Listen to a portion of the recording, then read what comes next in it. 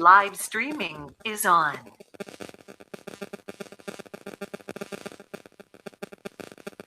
Welcome friends.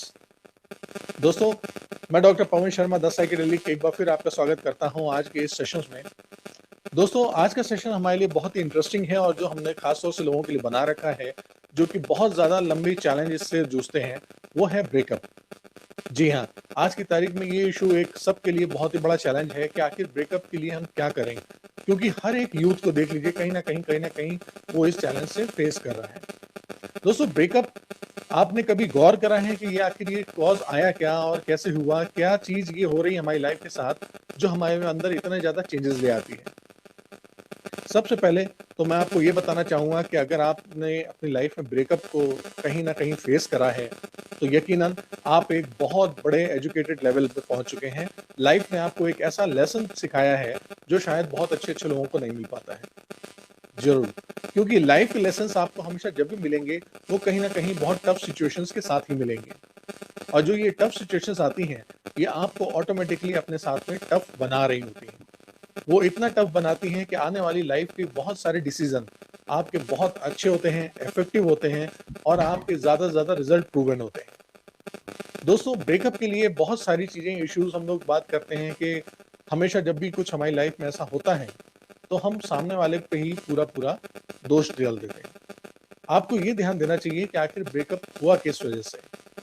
जो हमारी study है, उसके रिसर्च में हम लोगों ने ये पाया है कि जितने भी ब्रेकअप्स हो रहे हैं ज़्यादातर, उसमें हम लोगों के साथ सबसे बड़ा इश्यू ये होता है कि हम अपने वैल्यूज़, अपनी डिमांड, अपने रिलेशन में आने के मेन मकसद, पर्पस, हम अपने साथी से शेयर नहीं कर पाते हैं। यानी इन्फॉर्मेशन क्लियर होती है। जैसे अगर आप किसी के साथ दोस्ती करते हैं, तो कई बार आप उसको बताते हैं कि मैं तुम्हारे साथ दोस्ती क्यों करना चाहता हूँ। तो वो जब बताते हैं कि दोस्ती इसलिए करना चाहते हैं कि आप किसी एक क्राइटेरिया फील्ड में, चाहे स्पोर्ट्स हो, चाहे एजुकेशन हो, चाहे वो सोसाइटी हो, उसमें आप उसके साथ मिलकर के अच्छा परफॉर्म करना चाहते हैं। लेकिन जब हम किसी के साथ अट्रैक्शन में पड़ते हैं, जब हम लाइफ में उसके साथ बिताना चाहते हैं, जब हम लव में जाते हैं, तो आप गौर करिए कि हम वहाँ पर उसके साथ कम्युनिकेशन को छुपाना चालू करते हैं। हम शुरुआत जो देते हैं, वो अपनी इस तरह से देते हैं कि हम अपने आप को बहुत अच्छा शो करते हैं किसी के सामने। और ये अच्छा शो करना एक तरह से, जिसे हम कहते हैं कि सामने वाले का सेंटर ऑफ अट्रैक्शन लेना, तो ये बहुत लंबे समय तक नहीं चल पाता है, ज़्यादा से ज़्यादा 5-6 महीने तक। जब उस 5-6 महीने के बाद आप उस पर्सन से जुड़ने लगते हैं, तो असल में वो ऊपर की जो पॉलिश है हमारी, जो अभी तक हम उसको फैब्रिकेट करके दिखा रहे थे, वो पॉलिश धीरे-धीरे हटना शुरू होती है और हम रियल एक्ट करना शुरू करते हैं according to situations, according to हमारी नीड्स, अकॉर्डिंग टू हमारी हैबिट। क्योंकि बहुत समय तक ने तो हमने उसको फैब्रिकेट कर रखा था। हम सामने वाले की हर चीज़ों की तारीफ़ करते थे। हम उसको अपना बहुत अच्छा रूप दिखाते थे और उसके बाद हम ये कहने लगते हैं, नहीं, अब तुम्हारे साथ ये प्रॉब्लम आ रही है, अब मेरे साथ भी ये इश्यू आ रहा है। और वो ऐसा होता है कि इसको आप पेंडुलम की तरह से मान सकते हैं कि अगर एक पेंडुलम बीच में है, जितना ज़्यादा लाइक वाली साइड में आप उसको लेके जाएँगे, वो उतना ही ज़्यादा डिसलाइक की तरफ भी जाएगा। यानी आप जितना ज़्यादा ऑब्सेस होंगे किसी चीज़ के लिए, उतना ही ज़्यादा डिसअपॉइंट भी होंगे। इसी वजह से जब कभी भी हमारे पास ये सिचुएशन आती है, जैसे हमारे पास कहीं ब्रेकअप हो रहा है, आप गौर करिए किसी के साथ दोस्ती टूटने से क्या आपकी वो हालत होती है जो कभी ब्रेकअप के लिए होती है? शायद नहीं। आप कहते हो कोई बात नहीं, दोस्त है, टूट गया, कोई बात नहीं, देखा जाएगा, आगे कभी देख लेंगे। या फिर कभी वो दुनिया जीवन में आपको मिलता है, तो आप उसके साथ नमस्ते, दुआ सलाम बनाए रखते हैं। जब उसके साथ आप काम करते रहते हैं, मिलते रहते हैं, तो आप चाहे भले ही उतने लगाव में बात ना करें, लेकिन ऊपरी दिखावा करते हैं। आप कहीं सोसाइटी में भी मिलते हैं, तो हाय हेलो ज़रूर कर लेते हैं।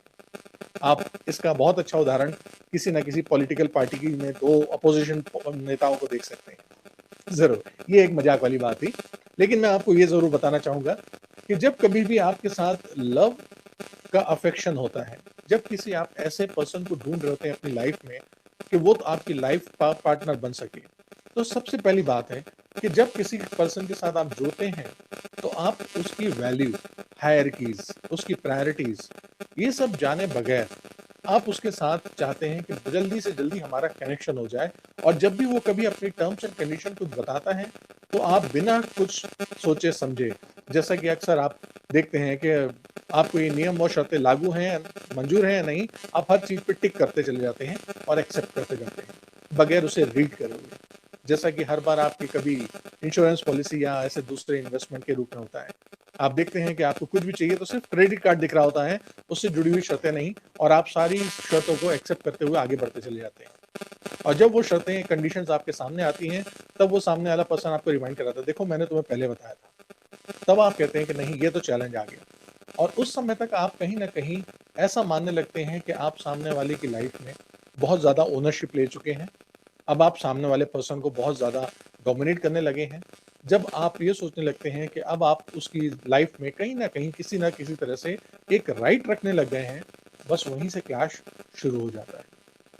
देखिए, जिस तरह से आप अपनी एक स्वतंत्रता चाहते हैं, आप अपनी इंडिपेंडेंस को एक्सेप्ट करते हैं, रिस्पेक्ट करते हैं, इसी तरह से सामने वाला भी अपनी इंडिपेंडेंस को एक्सेप्ट करता है, और वो भी चाहता है कि हाँ, मेरी इंडिपेंडेंस को भी उतना ही रिस्पेक्ट करा जाए। दोस्तों, हम लोग जब भी इस स्टेज पे आ जाते हैं जहाँ पर हम दोनों की इंडिपेंडेंस एक दूसरे के अगेंस्ट चली जाती है, बस वहीं से हम कहना शुरू करते हैं कि लेट्स ब्रेक अप। अब हमें यहाँ से आगे नहीं बढ़ना। और कुछ हम लोगों को इन्फ्लुएंस करा गया है हमारी सोशल मीडिया ने।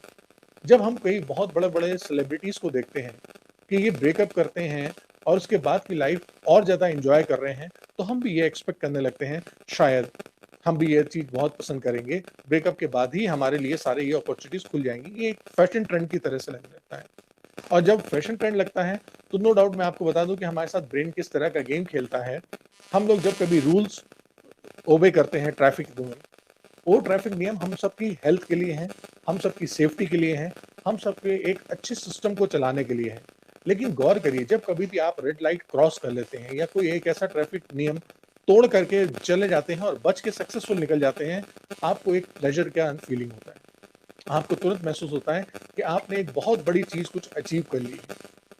वो प्लेज़र, वो अचीवमेंट एटलीस्ट आपको इंस्पायर करता है कि नेक्स्ट टाइम हम फिर से ऐसा करेंगे, लेट्स चलते हैं, कुछ नहीं होता। तो ऐसा ही कुछ हम लोग दूसरों की लाइफ से, इंसिडेंट से रेफरेंस ले रहे होते हैं कि अगर कोई सेलिब्रिटी, अगर कोई एक्स वाई जेड पर्सन हमारा नोन में, जान पहचान में, जिसका ब्रेकअप हुआ है और उसके बाद उसने अपनी लाइफ बहुत अच्छे से बिताई, प्लस हो सकता है वो किसी और के साथ एंगेज हो गया हो, कुछ और करने लग गया हो, तो हम सोचते हैं वो भी हमारे साथ भी होगा। लेकिन ऐसा नहीं है। आपकी लाइफ और दूसरे की लाइफ दोनों ही एक अलग चैप्टर है। दोनों की सिचुएशंस अलग हैं, दोनों की कंडीशन अलग हैं। तो मैं आपको ये बताना चाहूँगा कि जब भी कभी ब्रेकअप होता है, तो आपको सबसे पहले तो इश्यू इसलिए आता है कि आपको ये फ़ील होता है कि मैं हार गया या मैं हार गई। जो चीज़ आपके पास थी, कंट्रोल में थी, आज वो आपके हाथ से निकल चुकी है और आप फ़ील करते हो लॉस का। और तब ये ब्रेकअप आपको कहीं न कहीं दोबारा पैचअप का उम्मीद ना दिखाते हुए रिवेंज वाले मोड पे ले आता है। अच्छा, उसने मेरे साथ ब्रेकअप करा, वो आज मेरी लाइफ में मेरे साथ नहीं है, नाउ अब मैं उसको दिखाऊँगा, अब मैं उसको दिखाऊँगी कि तुम्हारे बगैर मैं कितना ज़्यादा खुश हूँ या खुश रहती हूँ। तब हम क्या करते हैं कि सोशल मीडिया पे, अदर प्लेटफ़ॉर्म पे या अलग ऐसे रिसोर्सेज़ से अपनी एक अच्छी इमेज, छुट्टी की, सेलिब्रेशन की, वो सब पोस्ट करना ज़्यादा शुरू करते हैं। लेकिन अंदर-अंदर हमें पता चल रहा होता है कि हमारे साथ क्या लॉस हो रहा है, और ये ही चीज़ें हमारी पर्सनैलिटी को बहुत ही नुकसान करना शुरू करती हैं। तो जैसे ही आप देखते हैं कि आपका साथी, जो कल तक आपके साथ अच्छे-अच्छे मोमेंट बिता रहा था, वो आज ज़्यादा खुश है, अच्छी पोस्ट फ़ोटो डाल रहा है, घूमने जा रहा है, पार्टीज़ कर रहा है, हैंग आउट कर रहा है, तो आप कहते हो वाक़ई में ये बहुत बड़ी हालत है। वो बहुत खुश है और मेरी हालत ऐसी क्यों है? मैं तो बहुत सीरियस था, क्या उसके साथ ऐसा हुआ है? दोस्तों, हम लोग के पास ब्रेकअप के जितने भी इश्यूज़ आते हैं, जितने पेशेंट आते हैं, जितने सफ़रर आते हैं, उनका एक इश्यू होता है, ज़्यादातर मेन, वो ये कहते हैं कि मेरे साथ तो बहुत बुरी हालत है, लेकिन मेरा जो पार्टनर है, वो इतना खुश कैसे? वो इतना अच्छे से कैसे लाइफ़ जी रहा है? ये मुझे समझ में नहीं आ रहा। आपको ये जानना चाहिए कि अगर आपकी भी डेप्थ है किसी रिलेशन में, तो ऐसी ही डेप्थ उसके पास भी है, और वो भी सेम चीज़ से सफ़र कर रहा है जैसा कि आप कर रहे हो। हाँ, डेंसिटी हर एक की अलग-अलग हो सकती है, कोई कितना ज़्यादा इन्वॉल्व था, कौन कितना कम। इस वजह से आपके साथ ऐसे लाइफ़ चल रही होगी। मैं आपसे रिक्वेस्ट करूँगा कि ये एक ऐसी स्टेट होती है, जहाँ पर आपके लिए बहुत ज़्यादा नुकसान होगा। ये आपको देखना इसलिए चाहिए, इसको हम लोग अपनी टेक्निकल भाषा में कहते हैं ड्रीम स्टेट। ये बिल्कुल इस तरह से होता है, मान लीजिए कि अगर आप रोड पे जा रहे हैं, सड़कों पे चल रहे हैं और आपको ये बिल्कुल कॉन्फिडेंस है कि आपको कहीं भी एक्सीडेंट नहीं होगा, आपकी कोई भी दुर्घटना नहीं होगी और आप बिल्कुल बेतहाशा लापरवाह होकर के सड़क पे चलते जा रहे हैं, तो यकीनन आप अपने आने वाली दुर्घटना को निमंत्रण दे रहे हैं। आप जानबूझ करके, अगर आपको पता भी है कि आज आपकी लाइफ बहुत अच्छी है, आपको कुछ नहीं होने वाला है, उसके बावजूद भी आप दाएँ-बाएँ, ऊपर-नीचे, अगल-बगल आने वाली गाड़ियाँ, सिग्नल्स, गाड़ी को देखते हैं, साइंस को देखते हैं, अपने हेलमेट लगाते हैं, अपने सेफ्टी प्रिकॉशन गियर्स लगाते हैं, तब आप अपने आप को कहीं न कहीं सेफ रख पाते हैं। अगर आप ये मानते हैं कि नहीं, ये फ़ील्ड तो कोई दिक्कत नहीं है, कभी मेरे साथ गलत हो ही नहीं सकता, तो आप तुरंत ही ड्रीम स्टेट में चले जाते हैं और ड्रीम स्टेट में जाना, ये आपके लिए हमेशा ही नुकसानदायक होगा। क्योंकि वहाँ पर सर्टेनिटी, अनसर्टेनिटी दोनों अलग चीज़ें हैं। ड्रीम में हमेशा वो चीज़ नहीं होगी जो आपके साथ होगी, क्योंकि ड्रीम स्टेट कभी भी आप ध्यान करिए, जो चीज़ें हो रही होती हैं वो आपके कंट्रोल में नहीं है, वो आपके बियॉन्ड कंट्रोल हैं। इसलिए प्लीज़ बी अवेयर। आप रोज़ रहिए, रिलेशन में रहिए, सब कुछ जुड़िए, बट अपनी चीज़ों को ध्यान रखते हुए। आपको ये भी ध्यान देना है कि कौन-सी मेरी बात सामने वाले के रिलेशन को खराब कर रही है, सामने वाले की इंडिपेंडेंस को, सामने वाले की लिबर्टी को कहीं न कहीं ब्रेक कर रही है और इसी तरह से आपको ये ध्यान रखना पड़ता है कि कौन-सी बात सामने वाले की हमें चोट पहुँचा रही है। हाँ, जब आपको चोट पहुँचती है, तो आप कहते हो कोई बात नहीं, देखा जाएगा, चलता है। लेकिन ये चलता है, आपको शायद नहीं पता होता है, सामने वाला इसको ऐसा ले रहा होता है कि हाँ, मेरी इंडिपेंडेंस की रेंज बढ़ती जा रही है, लेवल बढ़ रहा है। तो जब एक बात आप टॉलरेंस करते हैं, तो वो दूसरी बात तक आगे बढ़ता है। फिर वो तीसरी बात तक आगे बढ़ता है, फिर वो चौथी बात तक आगे बढ़ता है। इस तरह से बढ़ते-बढ़ते जब थोड़ा-सा वो आपकी पेशेंस की एक्सीड लिमिट कर जाता है, तब आपको कहीं न कहीं रिस्पॉन्स करना पड़ता है और वो एक ब्लास्ट की तरह से होता है। और वो ब्लास्ट आपके लिए और आपके दोस्त के लिए, दोनों के लिए ही सरप्राइजिंगली होता है कि ये अचानक से क्या हो गया हमारी लाइफ में। ये हमने अचानक से ऐसा कैसे कर लिया कि ये हम तुरंत इतना ड्रास्टिक हो गया और आप सीधे कहते हो, अब मुझे तुम्हारे साथ रहना ही नहीं। मैं आपको यहाँ पे ये सजेस्ट करूँगा कि लाइफ पार्टनर या फ्रेंड या लव पार्टनर या आपका बैचमेट या आपका दोस्त, आपका फ्रेंड सर्कल में कोई भी होता है, ध्यान रखिए, जब कभी भी वो कोई ऐसी बात कहता है कि जो आपकी इंडिपेंडेंस को हर्ट कर रही है, जो आपके इमोशंस को परेशान कर रही है, जो आपको चोट पहुँचा रही है, तो आपको वहाँ पर उसको पोलाइटली ये बताना होता है कि हाँ, ये बात मुझे कहीं न कहीं हर्ट कर रही है। तो नो डाउट आपको ये समझना चाहिए कि जो व्यक्ति आपसे प्रेम करता है, आपको पसंद करता है, वो ये बात को ज़रूर आगे ध्यान रखेगा। हो सकता है कि आपको वो उस वक़्त के लिए माफ़ी भी माँग ले कि मुझे माफ़ न करना, क्या अनजाने में मेरे से ये गलती हो गई। लेकिन जब आप बताते नहीं और आप सोचते हैं कि उसको पता चल जाएगा, तो ये गलत बात है। हम अपने आप में ही एक एक्सपेक्टेशन क्रिएट कर रहे हैं, जिसके बारे में सामने वाले को पता ही नहीं है और हम कह रहे हैं कि हाँ, तुम्हें मालूम हो जाना चाहिए था। नहीं, ये तब तक मालूम नहीं हो सकता, जब तक हम उसको बताएँगे नहीं। आपका बताने का मैनर एक सजेशंस की तरह होना चाहिए, ना कि एक कंप्लेंट की तरह। यानी ये ध्यान रखिए कि आप किसी इश्यू को सॉल्व करने के लिए डिस्कशन कर रहे हैं, ना कि आर्ग्यूमेंट। ये कोई ब्लेम गेम नहीं है, जिससे कि आप किसी को ब्लेम करें कि तुम सही हो और मैं गलत, या मैं सही हूँ, तुम गलत। यहाँ पर गलत और सही वाली बात नहीं है। चूँकि हम ह्यूमन हैं, हम इंसान हैं, हम कभी भी किसी भी तरह की रिएक्शन अपने इमोशंस में आकर के कर देते हैं। हाँ, ये जाने बगैर कि सामने वाले को कैसा लगेगा। तो अच्छी बात है कि अगर हम अपनी वैल्यूज़, अपने बिलीफ सामने वाले को क्लियर करें। दूसरी कई बार चैलेंज आते हैं कि जब कभी आप किसी रिलेशनशिप में पढ़ना चाहते हैं, आखिर आपको इसकी ज़रूरत क्यों महसूस हुई है? क्या आपने कभी गौर करा है कि आपको एक कंपेनियन, आपने एक साथी की ज़रूरत कब महसूस हुई है? क्यों आपको ऐसा अट्रैक्शन हुआ कि आप सामने वाले के साथ जुड़े? ज़रूर, या तो हो सकता है कि आपको कहीं न कहीं मॉरल सपोर्ट की ज़रूरत थी, जो आपको आपकी फैमिली में, आपके दोस्तों में, आपको रिलेशनशिप में, आपको कहीं मेंटर से, कोच से, आपके एजुकेटर से नहीं मिल पा रहा है, तो आप चाहते हो कि कहीं कोई मुझे ऐसा पर्सन मिले, जिससे मैं अपने दिल की बातें थोड़ा-सा कह सकूँ और थोड़ा मेरी साइड में लेकर के मेरा सपोर्ट करे। फिर इसी तरह से हो सकता है जैसे-जैसे एज बढ़ती है, तो आपको हो सकता है फिज़िकल अट्रैक्शन भी होता है अपोज़िट सेक्स के लिए, कि हाँ, अपोज़िट सेक्स की तरफ हम इंटरैक्ट होते हैं।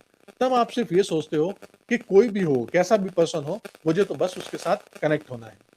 लेकिन वो बातें आपको ध्यान रखनी चाहिए कि अगर आप किसी पर्सन के साथ जुड़ रहे हैं, तो उसकी वहाँ पर नीड क्या है, वो आपके रिलेशनशिप के साथ क्यों जुड़े? इस वजह से आप देखते हो कई बार कि लोग कहीं किसी को प्रपोज करते हैं और सामने वाला जब डिनाई करता है तो वो पर्सन अपने आप को एज इंसल्ट लेता है इस इंसिडेंट को, और वो कहीं ना कहीं उसको हैम्पर करके उसको चोट पहुंचाता है, उसको नुकसान करता है, उसको हर्ट करता है, इवन कई बार बहुत सीरियस क्राइम भी कर देता है।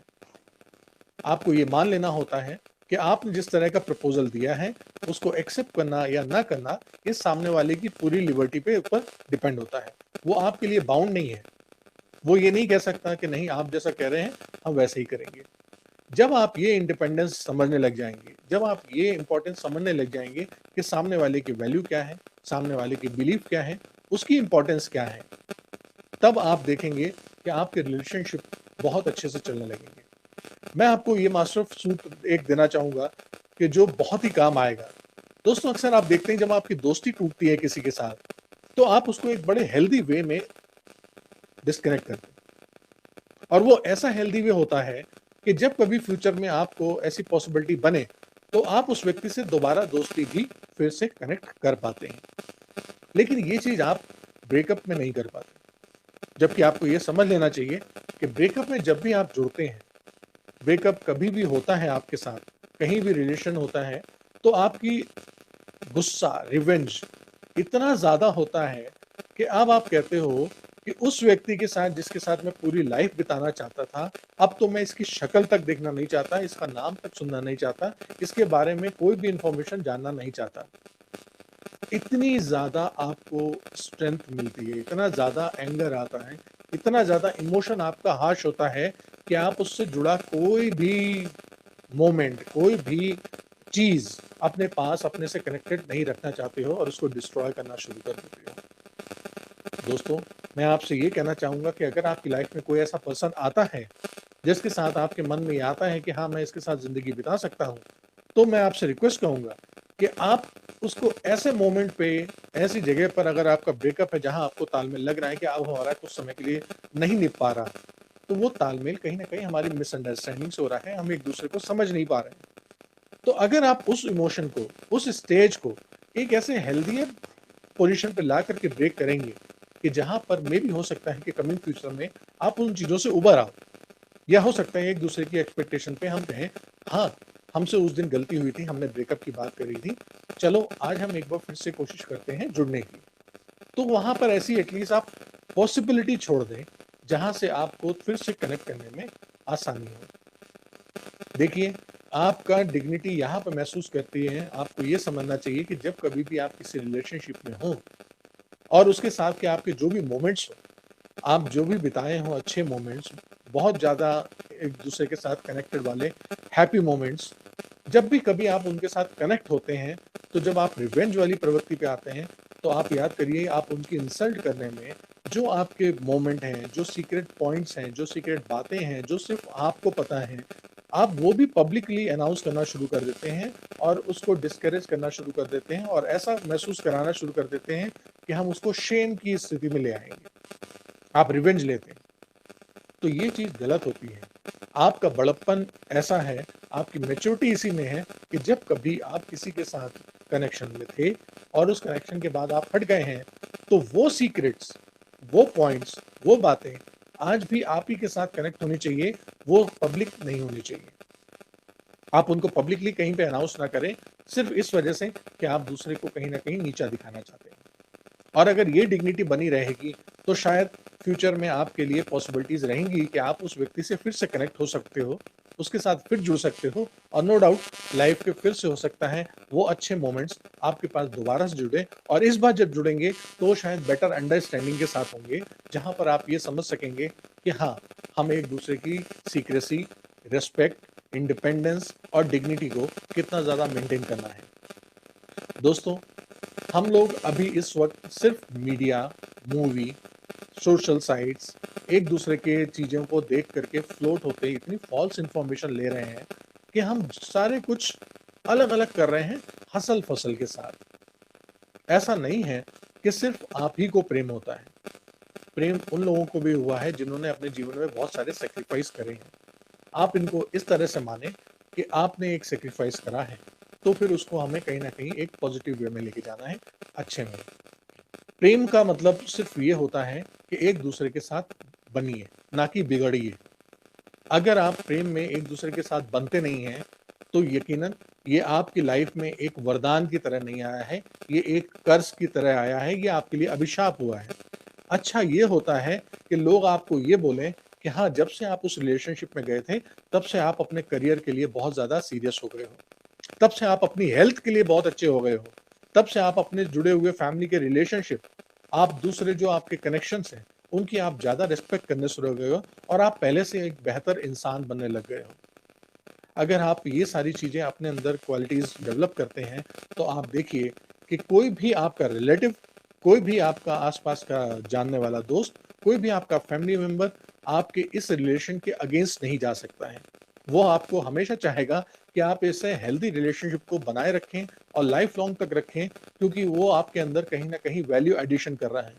आपको करियर के प्रति ज़्यादा सीरियस बना रहा है, आपकी एजुकेशन और ज़्यादा अच्छी बना रहा है, आपके गोल क्लियर कर रहा है वो। यही चीज़ आप अपने एक्सपेक्ट कर सकते हैं अपने लाइफ पार्टनर से जिसके साथ आप जुड़ रहे हैं, और यही एक्सपेक्टेशन आपको देनी चाहिए उसको भी कि मेरे होते हुए मैं तुम्हें मदद करूँगा, ना कि मैं तुम्हें चीज़ों को खराब करूँगा।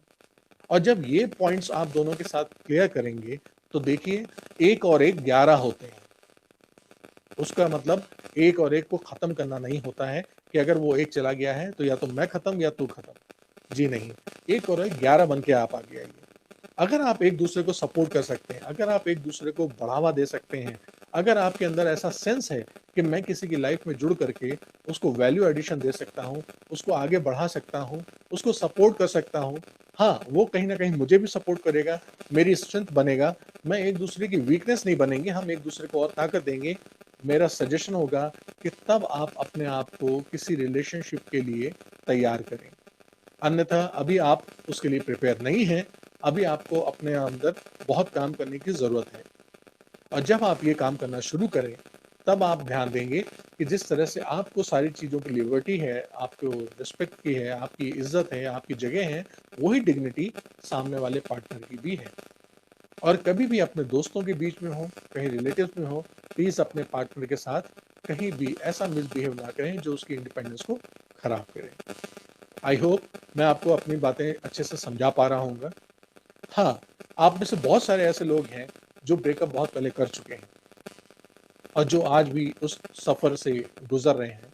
तो मैं आपसे ये कहना चाहूँगा कि आप इसको as a blame, as a curse मत लीजिए कि आपकी लाइफ़ में ऐसा घटा है। आपका ये जो घटना हुई है, ये आपके लाइफ़ के बहुत सारे ऐसे पैटर्न को आपको दिखाना शुरू कर रही है, जिनको आपने पहले इग्नोर कर रखा था या जिनके लिए आप अवेयर नहीं थे। अब आप उन चीज़ों को जानने लगे हैं, समझने लगे हैं, तो मैं आपसे रिक्वेस्ट करूँगा कि आप प्लीज़ उस मोमेंट्स को देखें। इस समय आपके जो नियर वन्स, डियर वन्स हैं, उनके साथ बैठें, उनके साथ डिस्कशन करें और उनसे अपनी पूरी सिचुएशंस रखें कि मेरे साथ ये बीत रहा है, मेरी हालत ऐसी हो रही है, मैं इतना ज़्यादा परेशान हूँ। कृपया आप अपनी एक्सपीरियंस के अकॉर्डिंग मुझे सजेस्ट करें कि मुझे इससे बाहर निकलने के लिए क्या करना होगा।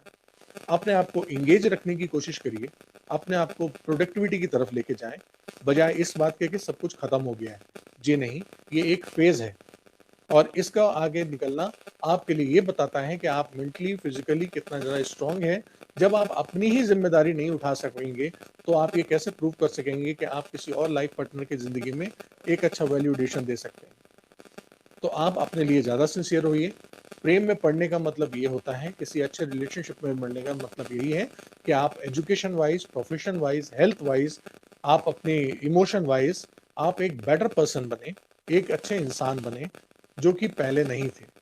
पहले हो सकता है जो क्वालिटीज़ आप में नहीं थी, अब आपके अंदर वो वैल्यू बहुत ज़्यादा ऐड होनी चाहिए। और जब ये वैल्यू ऐड हो जाएँगी, तो आप एक बहुत बेहतर इंसान होंगे और यकीनन एक क्या, कई लोग ऐसे होंगे जो आपको अपने जीवन में अपना साथी पाना चाहेंगे। तो कृपया आप अपने लिए काम करें, अपने आप को स्तर बढ़ाएँ, अपनी नॉलेज बढ़ाएँ और ऐसे दूसरे दोस्त जो कभी आपके इस ब्रेकअप ट्रॉमा से गुज़र रहे हों, उनके लिए एक अच्छा एग्ज़ाम्पल सेट करें, ताकि उनको भी इस लाइफ़ से, इस फ़ेज़ से बाहर निकलने में मदद मिले। देखिए, आपने एक इंसानी जीवन लिया हुआ है और उसका पर्पस बहुत बड़ा होता है।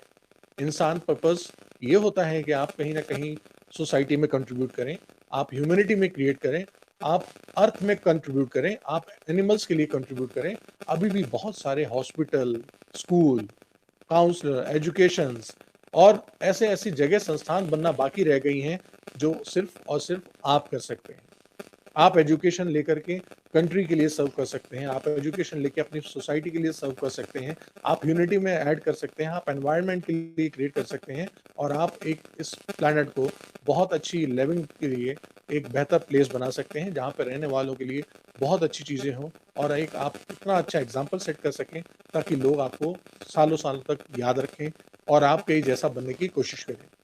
आप इतने आसान नहीं हो, आप इतने छोटे से नहीं हो जो छोटे से भी हवा के झोंके से टूट सको। मैं रिक्वेस्ट करूंगा कि आप प्लीज अपनी स्ट्रेंथ को जानें, आप अपने आप को समझें और मैं इस वीडियो के माध्यम से, इस सेशन के माध्यम से आपको और भी ज़्यादा एनकरेज करना चाहूँगा कि अगर आप लाइफ में ऐसे चैलेंजेस नहीं शेयर कर पा रहे हैं और नहीं फेस कर पा रहे हैं, तो आप अपने आप को फ्री समझें। आप हमसे काउंसिल ले सकते हैं, हमारे नंबर्स पे कॉल कर सकते हैं, हमारी वेबसाइट पे विजिट कर सकते हैं और हमसे कॉल करके अपने लिए बात शेयर कर सकते हैं, जान सकते हैं। अगर कोई भी क्वेरी हो तो आप प्लीज़ हमारी ईमेल आईडी, हमारी वेबसाइट www.punlp.in, www.forgiveness.org.in इन पर आप विजिट कर सकते हैं, ईमेल आईडी पे मेल कर सकते हैं और फ़ोन कर सकते हैं। उम्मीद करता हूँ कि मैं आप लोगों की मदद कर पाया हूँगा। इस सेशन में मैं आपके लिए कुछ अच्छी जानकारियाँ दे पाया हूँगा। अगर कोई क्वेरी पूछना चाहें तो पूछ सकते हैं और मैं उम्मीद करूँगा कि आपका आने वाला जीवन बहुत साफ हो, सरल हो, आपको अच्छे साथी मिलें, जिससे आप अपने जीवन में बहुत सारी तरक्की कर पाएँ, आपकी खेती हमेशा खुशहाल रहें, एजुकेशन बहुत अच्छी हो, प्रोफ़ेशन बहुत अच्छा हो और आप कुल मिला के एक बहुत बेहतर इंसान बन कर के लोगों के सामने एक अच्छा उदाहरण साबित करें। नमस्कार।